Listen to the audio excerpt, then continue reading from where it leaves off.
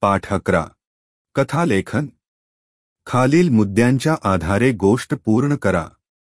Complete the story by using the below given words. दूर, गावी, झाडावर, हुंगले, मित्र, श्वास, वागणुकीची, अस्वल, सुरेश. सुरेश आणि रमेश जिवलं होते.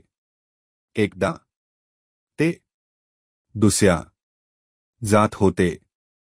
गावी जाण्याचा रस्ता जंगलातून जात होता. जंगलातून जात असताना त्यांच्या समोर एक आले. त्याला पाहून दोघेही घाबरले. सुरेश धावत एका चढला. रमेशला आपल्या शरीरामुळे धावता आले नाही. तो जमिनीवर पडून राहिला. अस्वल रमेश जवळ आले. रमेशने आपला रोखून धरला. अस्वलाने त्याला व तो मेलेला आहे असे समजून पुढे निघून गेले.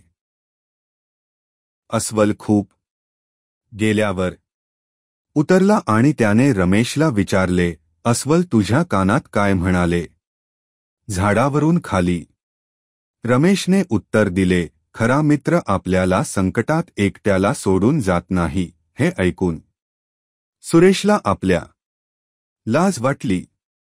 तात्पर्य संकटात जो मदत करतो तोच खरा मित्र.